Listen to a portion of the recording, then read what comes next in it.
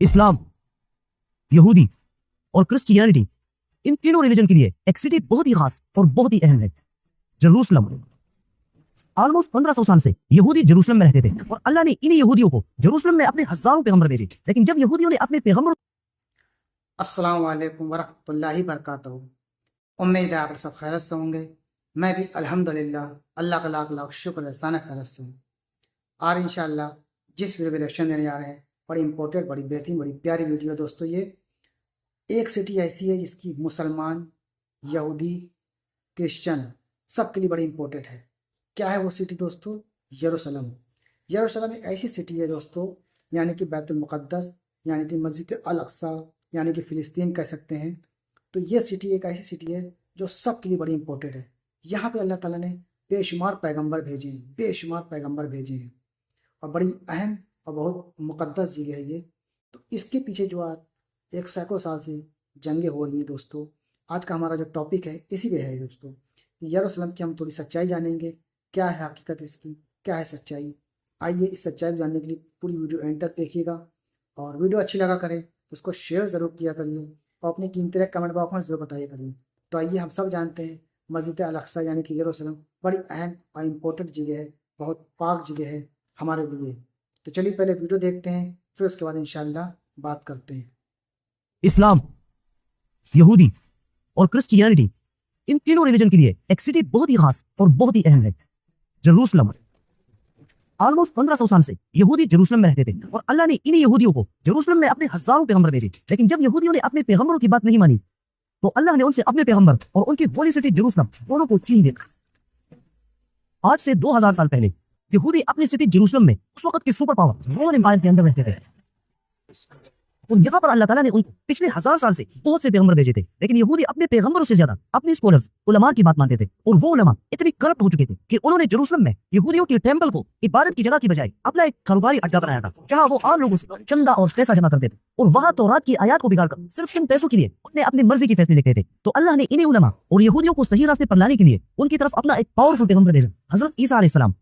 लेकिन अगेन, ना उलमा ने उनकी बात मानी और ना ही आम यहूदियों ने, बल्कि जब हजरत ईसा अलैहिस्सलाम अपने मिरेकल्स और मौजज़ों की वजह से पूरी फलस्तीन में फेमस हो गए और लोग दूर दूर से ईसा अलैहिस्सलाम के पास आने लगे, तो यहूदी उलमा ने सोचा कि ईसा अलैहिस्सलाम की वजह से तो हमारी सारी फेम खराब हो रही है, और लोग आहिस्ता आहिस्ता हमारी तरफ आने की बजाय ईसा अलैहिस्सलाम के पास जाते हैं, जिसकी वजह से अब यहूदी उलमा ने हजरत ईसा अलैहिस्सलाम को अपने रास्ते से हटाने की कोशिश शुरू की, और रोमन एम्पायर के एक गवर्नर के साथ मिलकर इन यहूदी उलमा ने हजरत ईसा अलैहिस्सलाम को कत्ल करने की साजिश बना ली।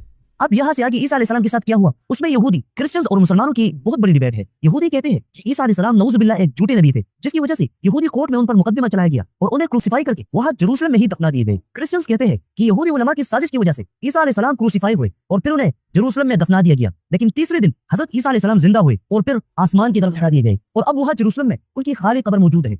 इस्लाम कहता है कि ना तो हजरत ईसा अलैहिस्सलाम कत्ल हुए और ना ही उन्हें क्रूसिफाई किया गया, बल्कि अल्लाह ने उन्हें अपनी तरफ उठाया। और कुरान की बड़ी तफसीरों में है कि ईसा अलैहिस्सलाम के 12 फॉलोअर्स में से एक फॉलोअर गद्दार था, जूडस, जिसने सिर्फ 30 सिल्वर कॉइंस के बदले रोमन्स और यहूदी उलमा को हजरत ईसा अलैहिस्सलाम का लोकेशन दिखाया था। और जूडस की इस गद्दारी की वजह से अल्लाह ने उसी वक्त उसका चेहरा हजरत ईसा अलैहिस्सलाम की तरह कर दिया, और लोगों ने उसी ही हजरत ईसा अलैहिस्सलाम मानकर उसे क्रूसिफाई किया।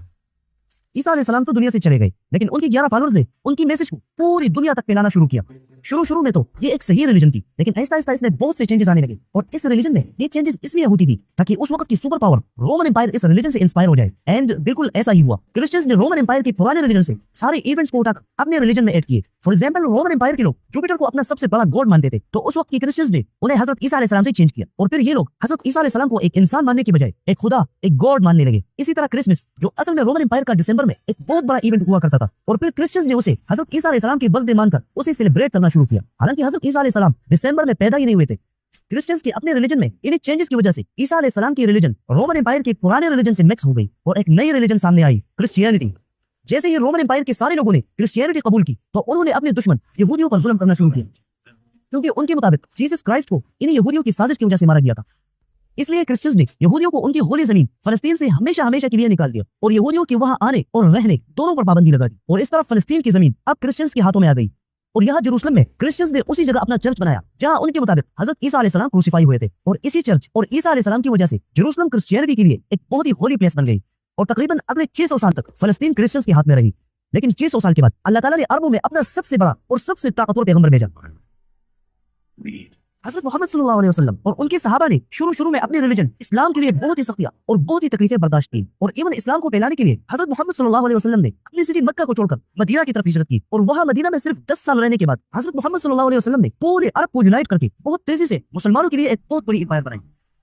जब रोमन एम्पायर के बादशाह हेराक्लियस को मुसलमानों की तेजी से बढ़ती हुई एम्पायर का पता चला तो उसने तकरीबन 1 लाख की फौज मुसलमानों को रोकने के लिए तबूक की तरफ रवाना किया। रोमन्स के इरादों को देखकर हजरत मोहम्मद सल्लल्लाहु अलैहि वसल्लम ने भी सहाबा किराम की 30,000 की फौज उनकी तरफ रवाना किया और यहाँ से मुसलमान और रोमन्स के दरमियान जंगें शुरू हुई। और फिर मुसलमानों के दूसरे खलीफा हजरत उमर बिन खत्ताब रज़ियल्लाहु तआला अन्हु के दौर में मुसलमानों ने यरमूक की जंग में रोमन्स को बुरी तरह हरा दिया और होली जमीन फलस्तीन को बिल्कुल पीस के साथ मुसलमानों की खिलाफत के अंडर लाया।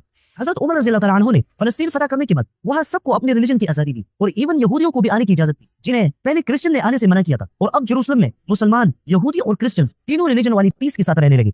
जेरूसलम फतह करने के सिर्फ 23 साल बाद ये खिलाफत राशिदा खत्म कर दी गई और मुसलमानों के इतनी बड़ी एम्पायर को सिर्फ एक खानदान बनु उमैया कंट्रोल करने लगी। लेकिन इस एम्पायर में ज्यादातर लोग बनु उमैया खानदान से नाराज थे और जब दूसरी बादशाह यजीद बिन मुआविया के दौर में करबला का वाकया पेश आया और यजीद की फौज ने ऑलमोस्ट सारे अहले बैत का खून बहाया तो लोगों के बनु उमैया खानदान से नाराजगी गुस्से में बदल गई। इसके अलावा एक और मसला भी था कि बनु उमैया की हुकूमत सिर्फ अरबों की हुकूमत थी जिसमें नॉन अरब्स को बिल्कुल जानवरों की तरह ट्रीट किया जाता था और इसकी वजह से ये एम्पायर आहिस्ता आहिस्ता कमजोर हो गई। और हुजूर सल्लल्लाहु अलैहि वसल्लम की चचा हजरत अब्बास रज़ियल्लाहु तआला अन्हु के खानदान बनु अब्बास ने इसका फायदा उठाया और बनु उमैया के सिर्फ 90 साल हुकूमत करने के बाद बनु अब्बास ने उनसे खिलाफत छीन ली और अब मुसलमानों की ये एम्पायर बनु अब्बास की कंट्रोल में आ गई। लेकिन ये भी ज्यादा अरसा चल ना सका और सिर्फ 200 साल के बाद ट्यूनीसिया में शिया मुसलमानों ने एक नई एम्पायर बनाई, फातिमिद एम्पायर, जिन्होंने कुछ ही सालों में बहुत ही तेजी से लीबिया, अल्जीरिया और मिस्र को भी फतह किया और फिर आखिर जेरूसलम को भी बनु अब्बास से छीन कर उसे अपने एम्पायर का हिस्सा बनाया।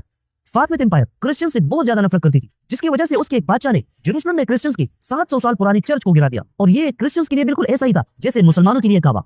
इस चर्च को गिराने के बाद पूरी दुनिया में क्रिश्चियंस बहुत ही ज्यादा गुस्सा हो गए जिसकी वजह से फ्रांस के एक पोप ने सारे क्रिश्चियंस को इकट्ठा किया और उन्हें एक बहुत ही जबरदस्त स्पीच की जिसकी सबसे इंपॉर्टेंट बात ये थी कि तुम में से जो भी ईसाई जेरूसलम की आजादी की जंग लड़ेगा वो गुनाहों से पाक होगा और वो सीधा जन्नत में जाएगा। पोप की स्पीच को सुनकर हर एक क्रिश्चियन इस ऑफर से फायदा उठाने की ख्वाहिश करने लगा और इसी तरह मुसलमानों से जेरूसलम लेने की इस जंग के लिए क्रिश्चियंस की 1.5 लाख की फौज तैयार हो गई और ये फौज क्रूसेडर्स की फौज अपनी होली सिटी जेरूसलम की जंग के लिए अगस्त में यूरोप से जेरूसलम की तरफ रवाना हुए।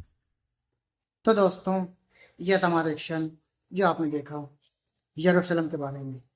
दोस्तों, यरूशलेम एक ऐसी मुकद्दस पाक सरजमीन है, वहाँ पे बेशुमार पैगंबर अल्लाह ताला ने भेजे हैं, लेकिन यहूदी कौम एक ऐसी कौम है जिसने सबकी नाफरमानी की है, सबकी नाफरमानी की, ये समझ लीजिए आप। आज उस जगह पे इजराइल का कब्ज़ा लगभग है। हम सब जानते हैं 1 साल से ऊपर हो गया है गज़ा की जंग को लेके, जो इजराइल हमले पे हमला कर रहा है। गज़ा पूरा जो उतना इलाका जो भी था उसको खंडल बना दिया है, ये समझ लीजिए। वहाँ की ये पोजीशन है, ये हालात है। बहरहाल बाकी अल्लाह से दुआ करें हर मुसलमान के लिए, पूरी उम्मत के लिए, अपने मुल्क हिंदुस्तान के लिए भी दुआ करें, सब के लिए दुआ करें और वीडियो को शेयर ज़रूर करें। तो मिलेंगे इंशाल्लाह आपसे नेक्स्ट वीडियो में, तब तक के लिए अस्सलाम वालेकुम व रहमतुल्लाहि व बरकातहू।